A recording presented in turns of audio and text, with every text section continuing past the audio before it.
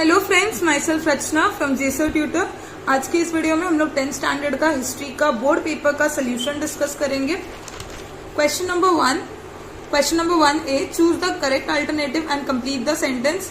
First question था the dash saw the rise of Mathura school, Kushana period, option A. Bhilar near Mahabaleshwar is known as the village of books, option A. Third, according to dash, human history is the history of class struggle, option D, Karl Marx.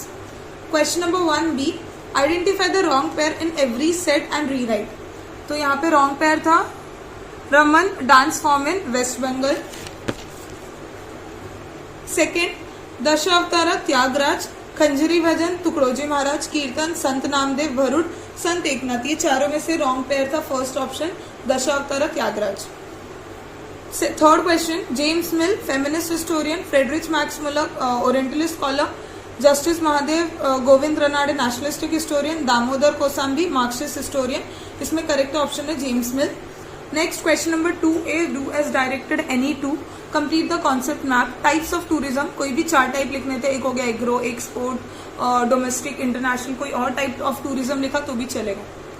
Next second concept chart, Kaziranga national park 1985, 1987 में Sundarban national park बना था, western Ghats 2012 में, and 2014 में great Himalayan national park.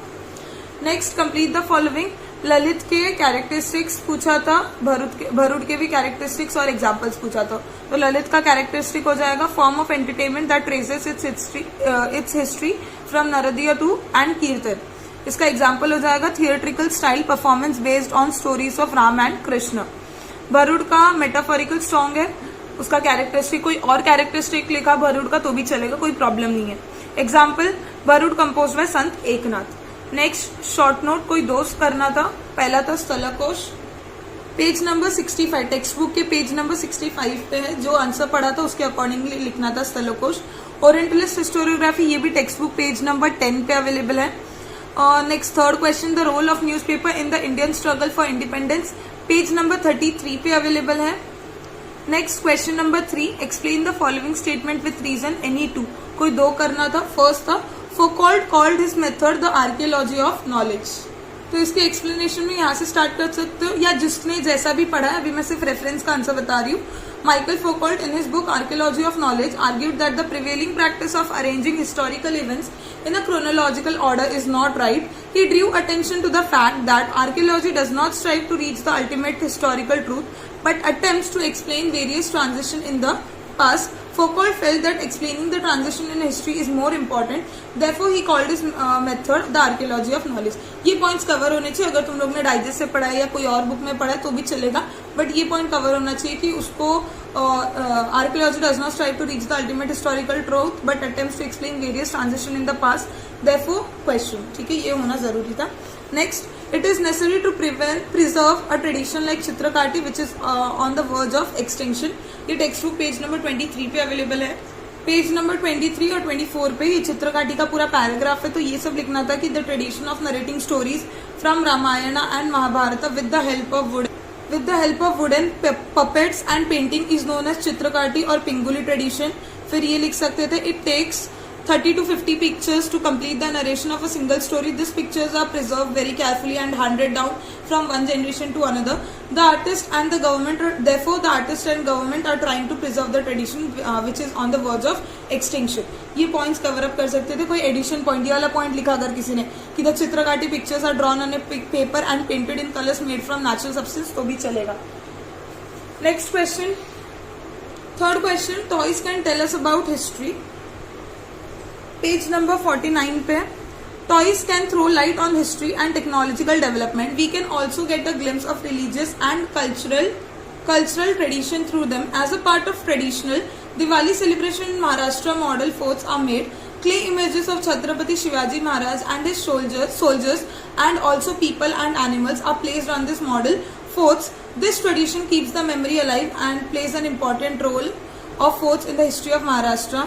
ये लिख सकते हो। Thus ये भी ऐड कर सकते हो। Ivory doll made in Indian craftsman was found in the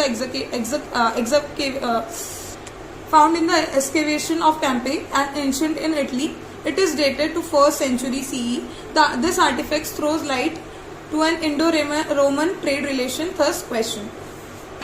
अपनी मर्जी के पॉइंट ऐड ऑन कर सकते हो या कम किया होगा तो भी चलेगा.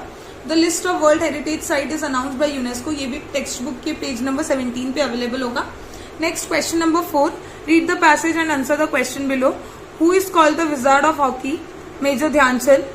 Next, in India Major Dhyanchand birthday is celebrated as national sports day. ठीक है. Right in short about the contribution of Major Dhyanchand in Olympics.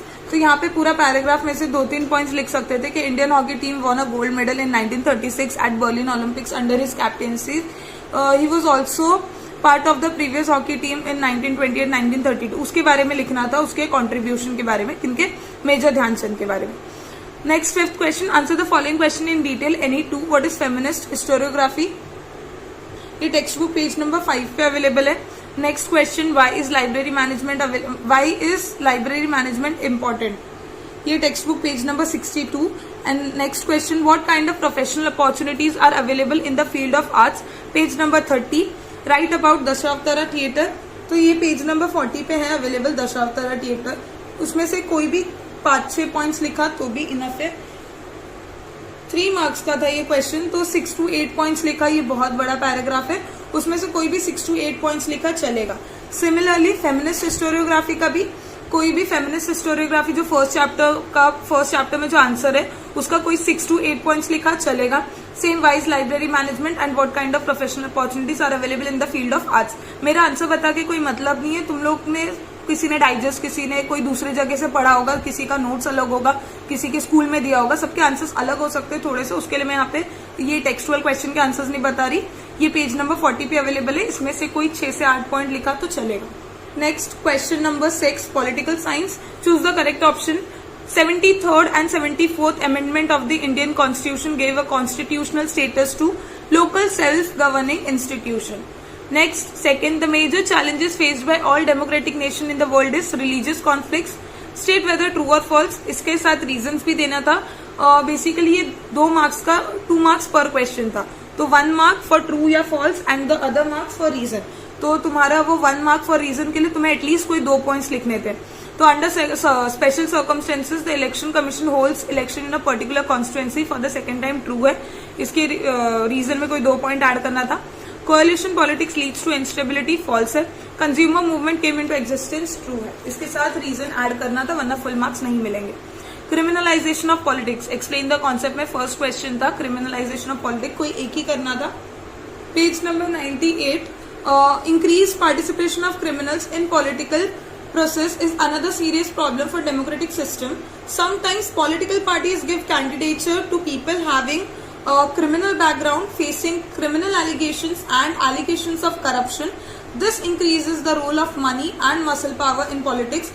This may lead to violence during election. ये था तुम लोग का criminalization of politics. Second question, right based approach. ये text book page number 70 पे available है. In the decades after independence, progress was made towards more and more democratization of India. However, in this process, citizens were considered as the beneficiaries. In the last few decades, development is considered as the right of the citizen. ये तुम्हारा right based approach इतना लिखोगे चलेगा. ठीक है, और कुछ है नहीं इसके बारे में. Next question number 8B. Do as directed. any one करना था. ये बेसिकली प्रोसेस ऑफ इलेक्शन का कॉन्सेप्ट चार्ट दिया हुआ है. First, establishment of constituencies, finalising voters list, फिर nomination of candidates and scrutiny of the nomination form, फिर election campaign, actual voting, counting of votes, result of election, resolve any disputes relating to election. Next question. Challenges before Indian democracy. Terrorism हो गया, corruption हो गया, left extremist या नैक्सलिज्म लिखा चलेगा. Social challenges. Next, answer in brief. Any one. What is meant by establishment of social justice. ये एक reference answer है एस्टैब्लिशिंग सोशल जस्टिस का. To eliminate the practices and belief which are responsible for injustice towards a person और community. Government policy should be inclusive, which means it should aim at accommodating different section of society. There should not be any discrimination based on caste, creed, religion, gender, language, property, region or place of birth. All should get equal opportunities for development. ये हो गया एक establishment of social justice. अगर तुम लोग ने थोड़ा सा कुछ डिफरेंट लिखा तो भी चलेगा. Next is what is meant by mid term election. Last question. ये भी एक रेफरेंस आंसर ही है, तुम लोग ने अगर कुछ अलग लिखा होगा तो चलेगा. If the elected government loses his majority before completing its term in the parliament, or if the parties of the coalition government withdraw the support resulting in the loss of majority support for the government, and if no alternative government is possible, then election are held before the completion of the term. They are called as mid term election. ये था पूरा history paper का solution.